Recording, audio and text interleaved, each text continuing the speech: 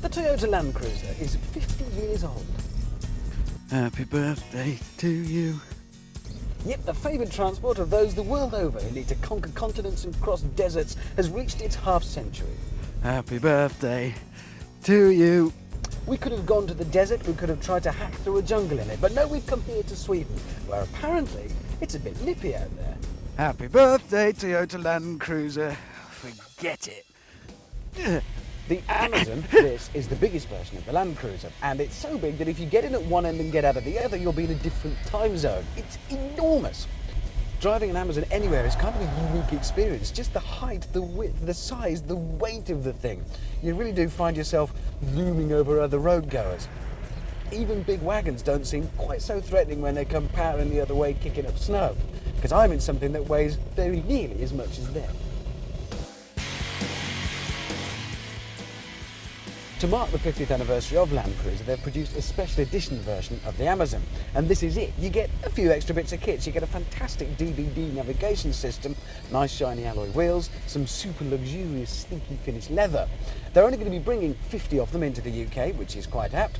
And it also apt, it costs the best part of 50 grand, 47,000 to be precise, which is a heck of a lot of cash for an off-roader. But you've really got to think of it as a very highly specified luxury car that you can climb mountains in, if you want to. The Swedish have a fantastic approach to driving on snow, and it goes something like this. Snow? What snow?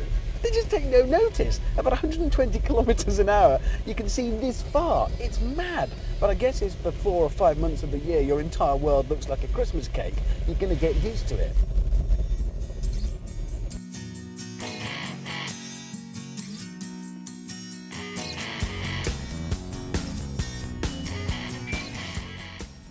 We are on proper winter tyres here, which is comforting, but the car's still shifting about a fair bit. And the unnerving thing is, yeah, sure, it's incredibly competent. The Amazon will go just about anywhere. But just the weight of the thing, you're so aware that if it starts to slip a bit too much offline, not a lot you're going to do to gather it all up again. It can get very messy. It is quite an unnerving feeling. I'm not going to tell the Swedes, but I'm actually a bit frightened. Right, well, it seems we're actually going to get to romp about in the snow in this thing and go a bit off-road. But first I have to prepare my car, which means I've got to do the following. I've got to lock up the centre diff. One press of the button, that's done, thank you. I've got to put it into low ratio gearbox. That's done, thank you. I've got to drop my aerial because I don't want to get that tangled up in any trees. Down we go, thank you. I've got to fold in my wing mirrors, which we do down here.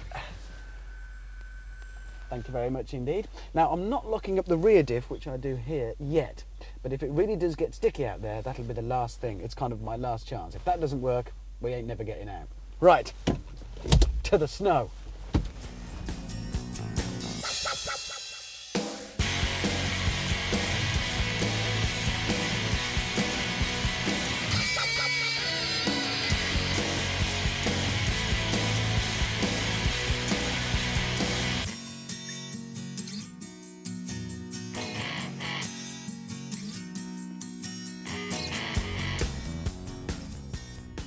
This is a great lesson in winter driving for somebody who only ever experiences about this much snow and everything drags to a halt. Mind you, I can't believe I haven't binned it yet. I'm just so anxious that I don't get into the wrong rut when you're driving kind of off-road on snow and start drifting towards the ditch, because it is nigh on impossible to pull the thing off the trajectory it's decided it wants to be on. And I do not want to end up in the ditch. Please. Right, excellent. Perfect. Just what I wanted. That's just to demonstrate how a perfectly straight track can lead you into terrible trouble. I was reading the map. It's rather embarrassing, but it's all right because there is a technique. I know what to do. You kind of you find your telephone and you call for help. How very embarrassing.